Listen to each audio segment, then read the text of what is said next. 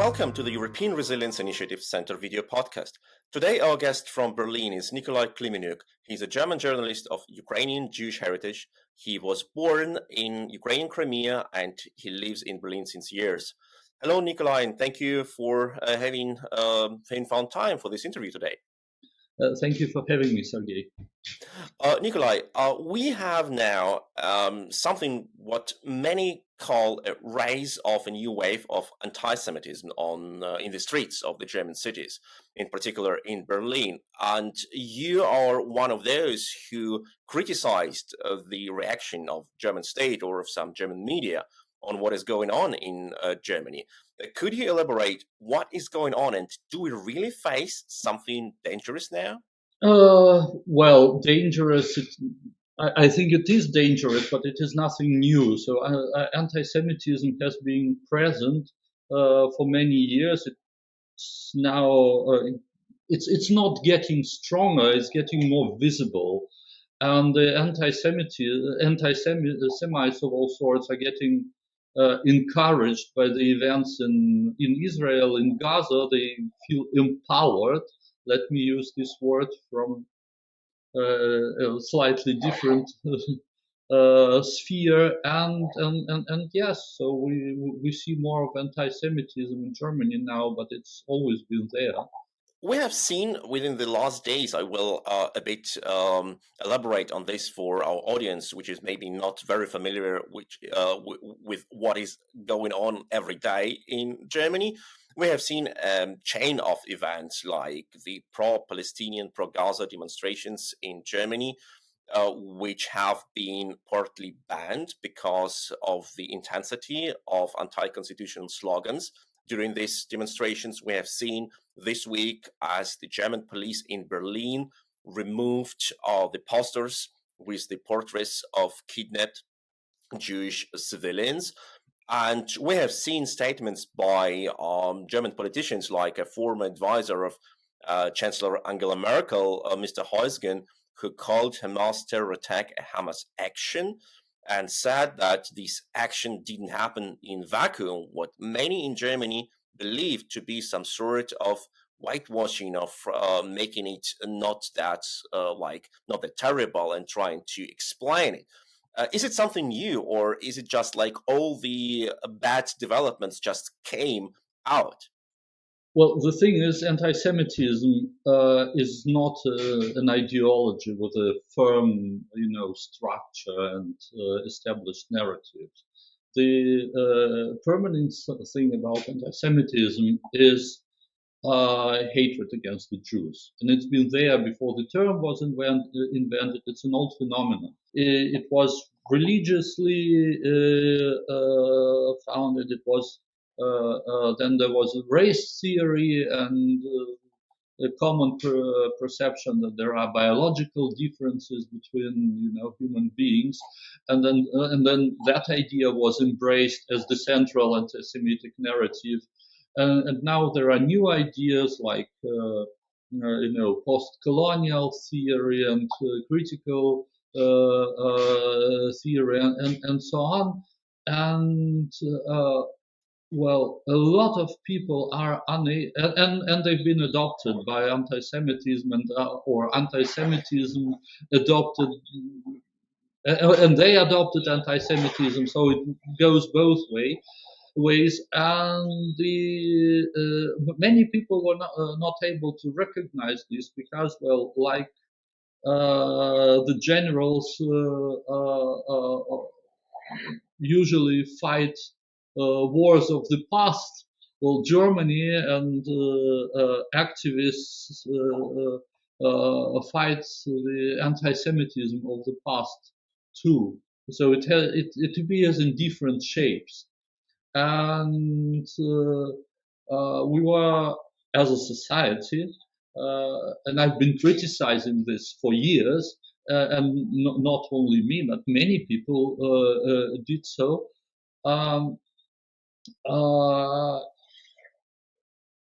It's becoming more and more clear that profoundly anti-Semitic narratives were not recognized as such, and now they are manifesting themselves in a very unmistakable way. So you But can't mix them up with anything else, with solidarity or whatever. But that is exactly what Germany promised to fight. The slogan like "Nie wieder," never again, was written with golden letters on the German foreign and internal politics. And every year, on the day of the liberation of Auschwitz, thousands of German politicians from Bavaria to Hamburg and from Frankfurt to Berlin come to the central squares and and lay flowers in front of the monuments. How could this be combined? I mean, this is a very typical phenomenon of Germany, that Germany thinks much better of itself as it in fact is. So we think we live this myth, of efficiency, where the country is in many aspects and ways dysfunctional. We have, problems with our railways. We have problems with big construction projects, and we still think we are, great managers and efficient. And so we thought for many years, for several generations actually, that we are very good at processing the past and learning the lessons. While in fact we were not so good at that. Um, yeah, and it's now falling on our heads. But what could be the reason for that? Many in Germany, now especially, say that the anti-Semitic rhetorics found its way into the area of non-governmental organizations, which were dealing with the social education, with like foreign policy, with human rights even, and nested there. Is it Um, somehow a true accusation? well, this is a global phenomenon, and Germany is probably one of the least affected countries in the Western world, because there are parts of the German, civil society and parts of the German left that were opposing this phenomenon, that recognized this danger and opposed it for many years, while in the United States or in Great Britain, the same spheres are more immune to that. So, like I said, anti-Semitic narratives, modern day anti-Semitic narratives, they are not the same as they were 100 or 80 years ago, or during the Nazi time, or in the former Soviet Union. So we have typical anti-Semitic myths, absolutely unfounded in the reality, that are taken for granted. Like, for example, that Israel is a settler colonial state, or even state body.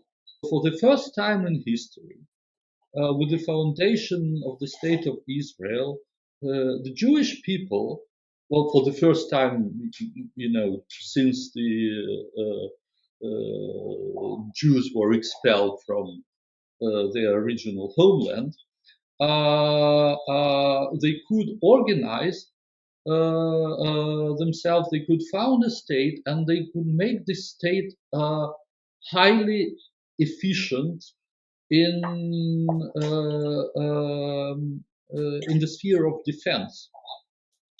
So the Jews are not defenseless, and they are not entirely dependent on external, protectors.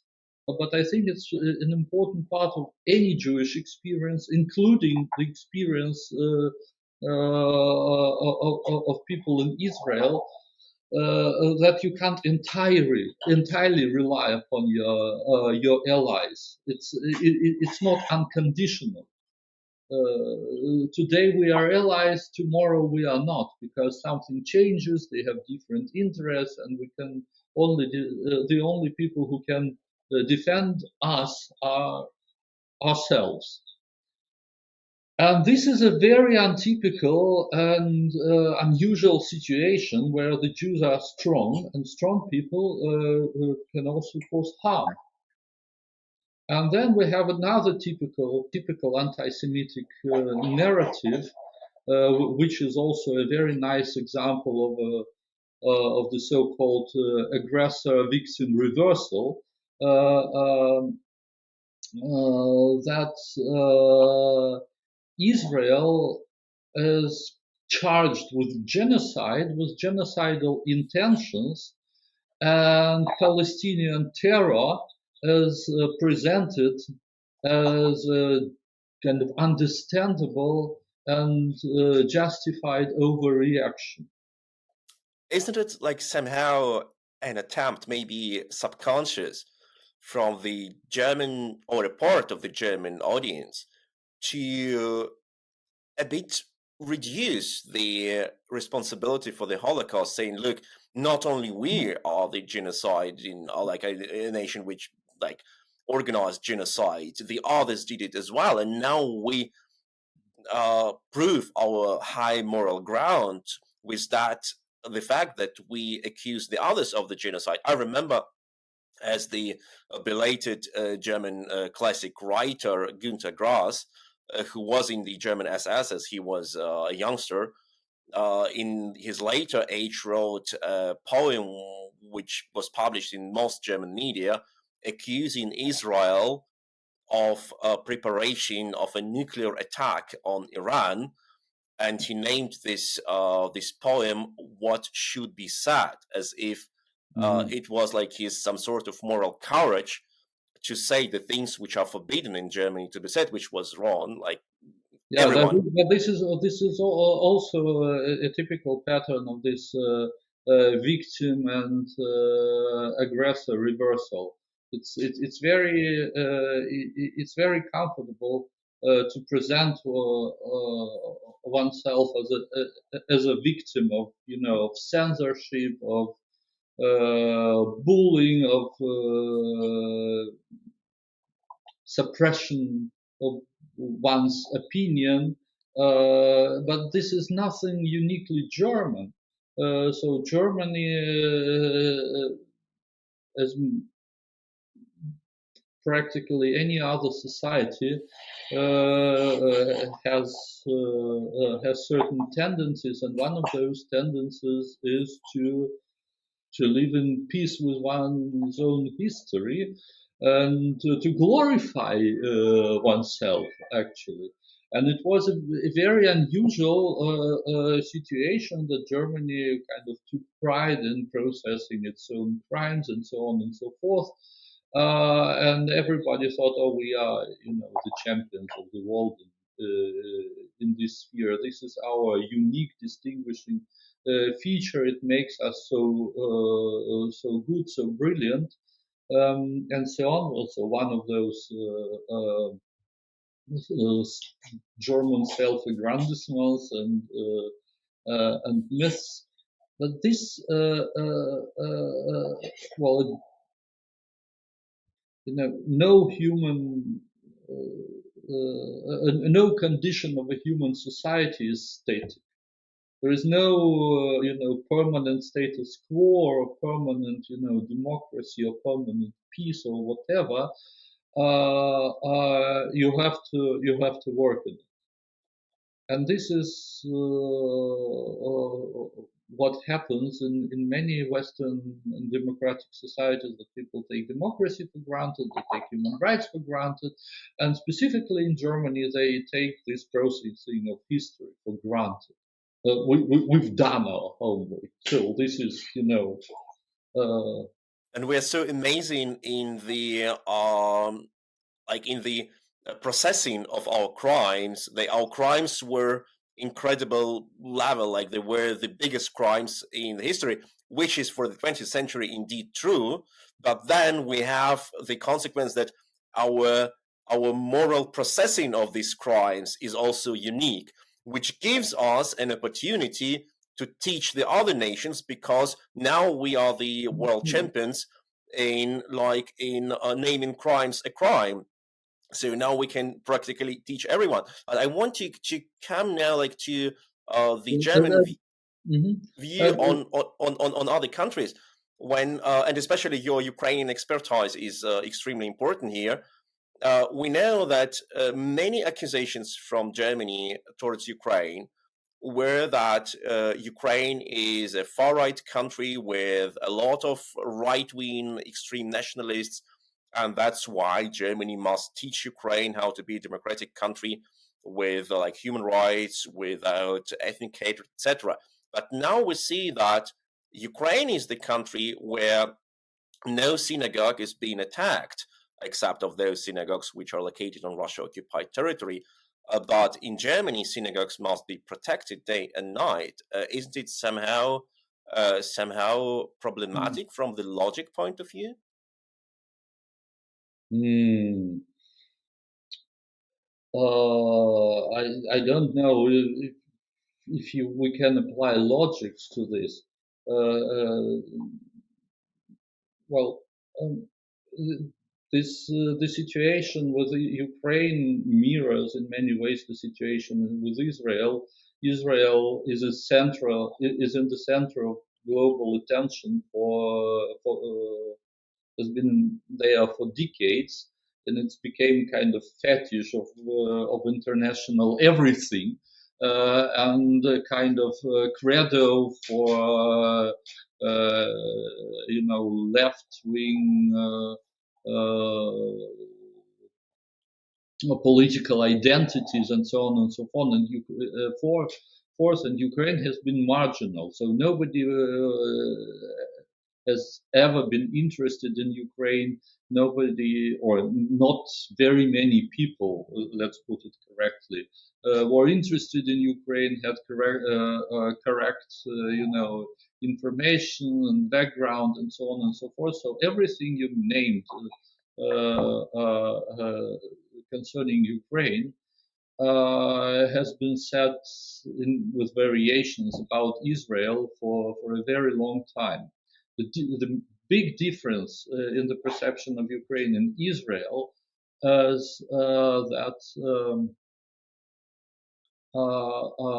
Germans know for sure that that Germany has wronged the Jews in Germany and outside Germany. But in the German on the German historical map, on the mind map, Ukraine was not present, so they didn't have this idea that they wronged Ukrainians, or Ukraine as a territory, country, whatever it was, and the idea of any special German responsibility was totally absent. So they feel responsible for the distant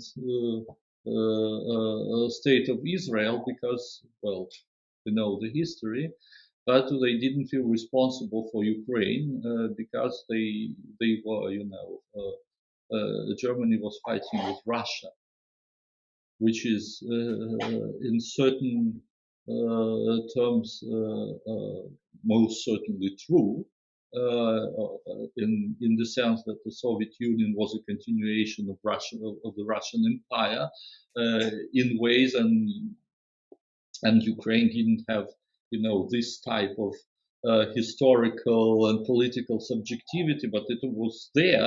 It was a real country populated with real people, Ukrainians, and they are absent from this German mind map.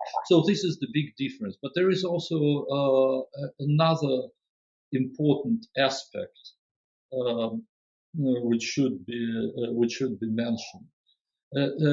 You said Germany had this idea of its that its crime was so unique and so horrific, and their processing of them was so great and profound, and this created a very bizarre and dangerous misconception that nothing at all can be compared with the Holocaust. It's so unique. It's a phenomenon of its own. You can't you, you, you can't compare anything to it. And you also can't compare anything to the National Socialism, because it was such a great dictatorship in its brutality, in its cruelty, in its crimes, that nothing, absolutely nothing, can be compared to. So the idea of anti-Semitism was firmly attached to this concept, of National Socialism. Anti-Semitism is something that was there, and it was kind of left in the past. And when it is not about, mass murdering the Jews, and when it is not about, directly dehumanizing them and banning, boycotting Jewish businesses and stripping Jews of their citizenship and so on and so forth. So this is not anti-Semitism, not really anti-Semitism. This is something different. But that makes the whole "nie wieder," never again concept a bit abstract. It makes it a bit abstract, because if nothing can be compared to the National Socialism, then National Socialism cannot be repeated, of course. Yeah, nothing can be repeated. Nothing can be repeated. Well, if we are fixated on the past as unique and unrepeatable phenomenons, we are unable to recognize dangers of the present day, and this is what I was thinking about when I was saying, yeah, we are fighting the wars of the past. But that reminds me on two legal cases in German courts. One was a case against, I think it was Qatar, I'm not sure, but I think it was a Qatar airline, which banned the holders of Israeli passport from entering their flights, also when the flight started on the territory of the EU. And the court accepted this rule, saying that there is no anti-Semitism here, no discrimination of people, but a right of an airline to enter into contract with those they want to, and don't enter with those they don't want to. And here, one can argue that they didn't say we ban all Jews, we ban only the holders of the citizens. But it was another case, I think, in Cologne or in Düsseldorf, where a young man attacked a synagogue with firebombs, with Molotov cocktails. There were two men, and it was in Wuppertal, but yes, it's in the same reason. And the court that was deciding upon this case was in Düsseldorf, because it's the capital of North Rhine-Westphalia, where Wuppertal is situated. And yes, and the decision of the court was very mild, because, as the judge argued, they were protesting the occupation of Palestine. So when you attack a synagogue in Germany, not an Israel state office, a synagogue in Germany with firebombs, with Molotov cocktails, according to the decision of the German court, you are protesting against occupation of Palestine. Isn't it bizarre? It is not bizarre at all, because it demonstrates, this the very core, the very nature of Israel-connected anti-Semitism. When you say Jews, you mean Israel, and when you say Israel, you mean the Jews.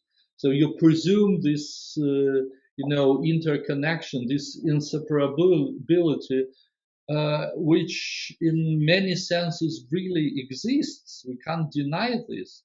Israel is the only safe home for the Jews. We can choose not to live there for whatever reasons, but we can choose to live there. We have the right. So the state of Israel grants every Jewish person the right to aliyah, to return to the homeland, and this is basically the only place where we are supposed, to trust in the ability of the state to protect. Tragically, we were, proven wrong, and the state of Israel failed in protecting its own citizens. But this and this reminds us also on very old and not so old anti-Semitic narratives like the Dreyfus process in France, where it was the most famous case where a Jewish French officer was accused of disloyalty. And so this is the basic perception that the Jews are disloyal, or at least they have, double loyalty, that they are not, full citizens, they're not full members of the society, because there is something external that they are attached to. They might serve a foreign power, or they might serve, this global Jewish something network.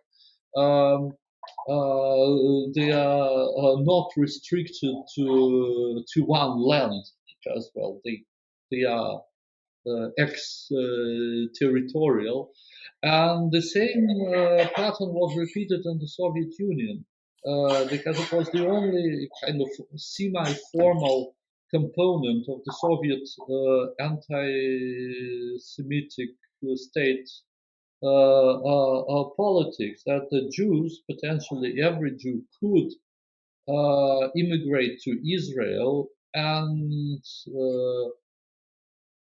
with that they would, serve the enemy with their knowledge, with their education, with their whatever, and this is why the Soviet Union, have to restrict their access to certain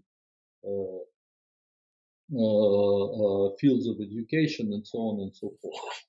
That is exactly what I wanted to ask you as my next question, because we have seen like mild, or at least like not that open anti-Semitic tendencies in Russia since years, with like certain attacks on human rights organizations, or against like certain journalists or politicians mentioning their Jewish heritage.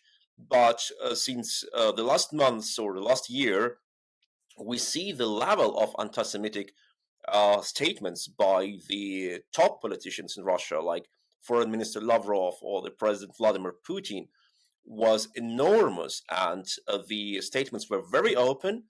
And now we see the anti-Semitic pogroms in Dagestan, when they didn't find any Jews, as far as I understand, but the crowd was of many hundreds of people who were actively hunting for what they believe are the Jews who came from Israel to steal their land.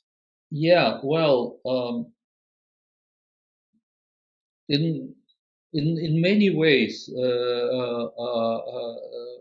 the Russian experience kind of rhymes with the German experience, because many people thought that the anti-Semitism is a problem of the past, for many reasons, because it was not so present in state rhetorics, and everyday xenophobic violence and hostilities were directed against other groups, like people from the Caucasus or from Central Asia. But it has always been there, and it's never been processed in any in any form. So when the wind kind of changed and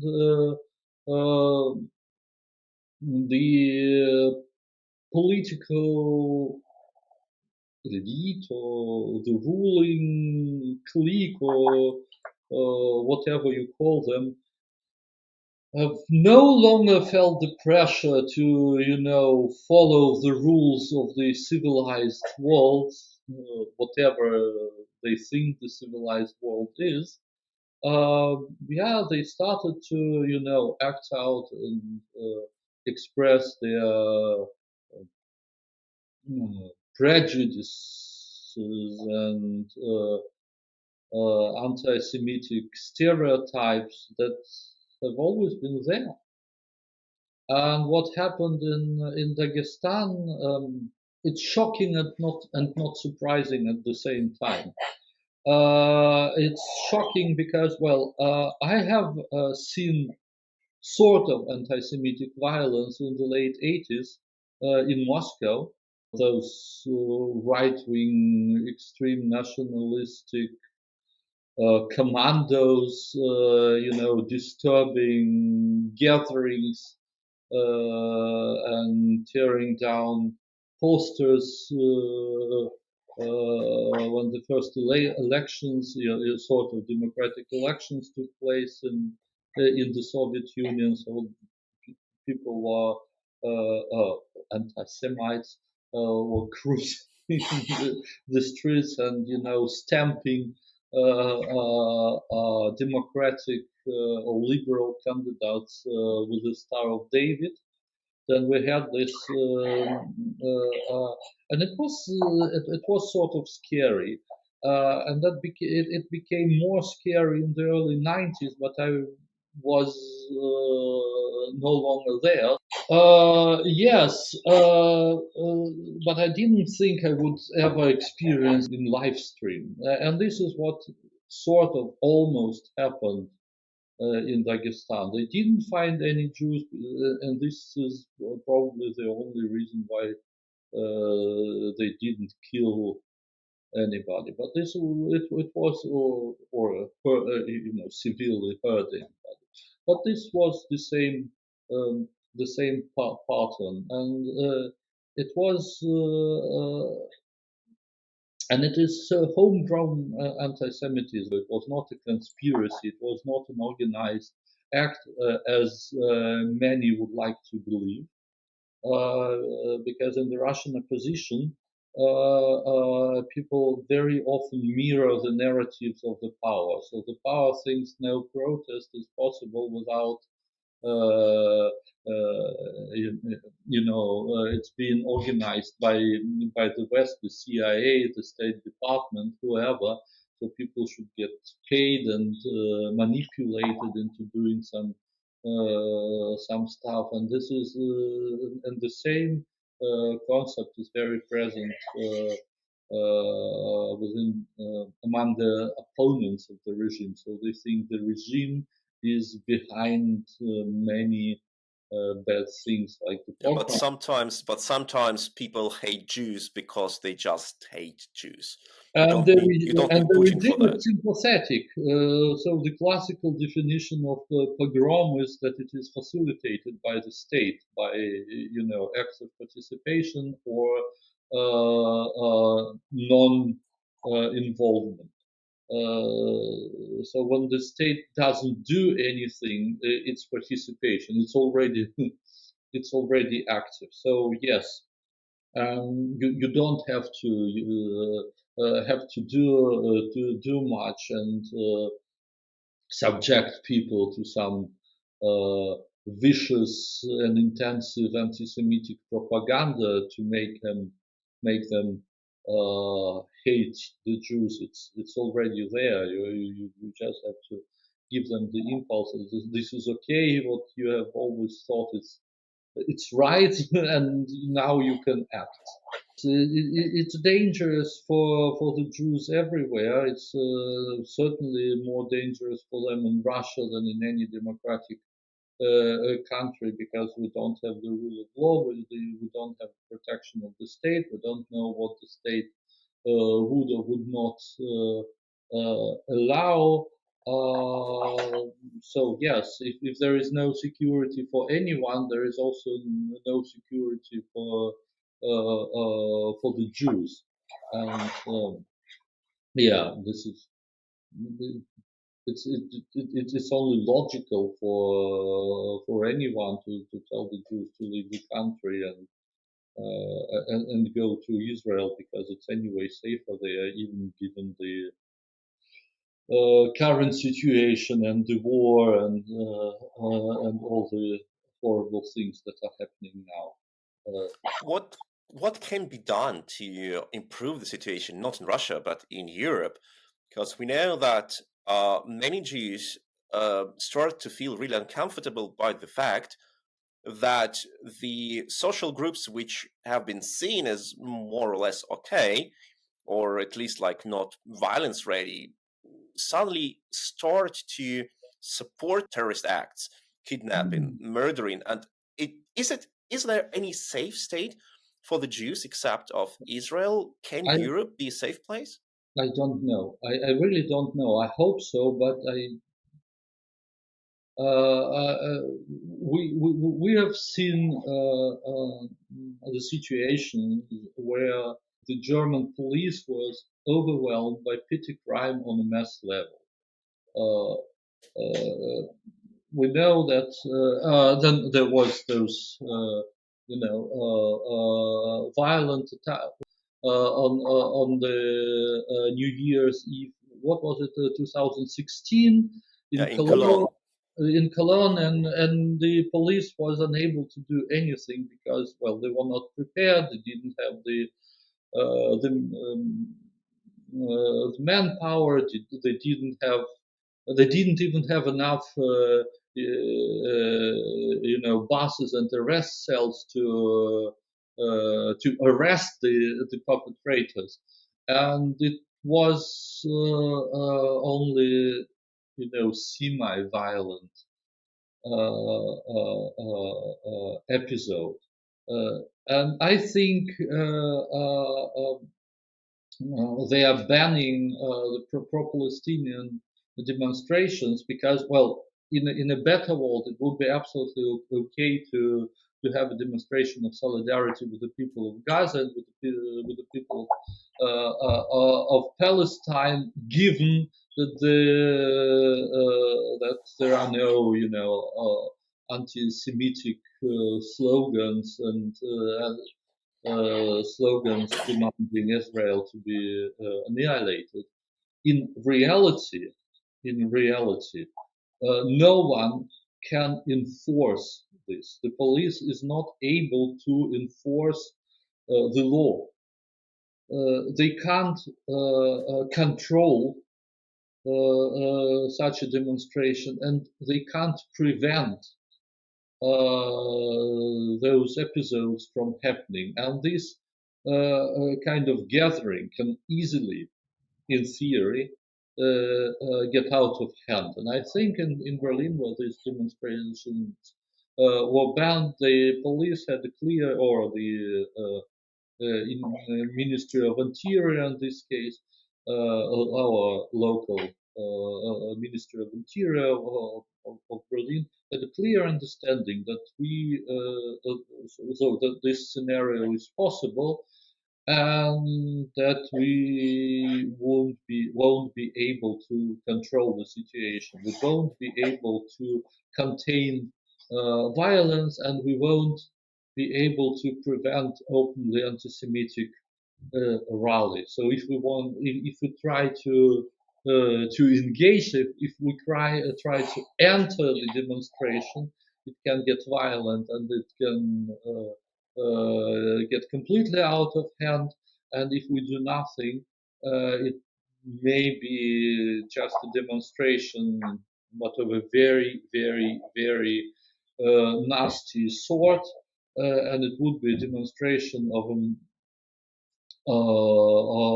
the state's weakness and of the police's inability to do things, and this is why they were banned. And I honestly, I think that an outburst of violence is possible. Not, it should not necessarily be such a demonstration. It can be anything. And then we have a very strange, really very strange constellation of, you know, powers. We have unlikely supporters for violence and terror, and this divide goes straight through the core of the society, and then it would probably cause, if an outburst of violence of this sort would probably cause a very harsh reaction from the state and probably an overreaction from the state, because when you are overwhelmed with violence, you have the tendency to overreact, and it could damage the civic, peace on a long-term basis. So it could do a lot of damage. And Indeed, indeed, and I would be happy to discuss more on that topic and maybe like on positive perspectives. How can we deal with that? But I'm afraid that first our time is coming to the limit, and frankly speaking, out of the perspective you have perfectly described, there are very few chances that this situation can be solved with easy solutions. It was Nikolai Klimeniouk from Berlin. Don't forget to like this channel, to share, to subscribe, leave your comments under this video, and to wait for the next interviews. Thank you, Nikolai.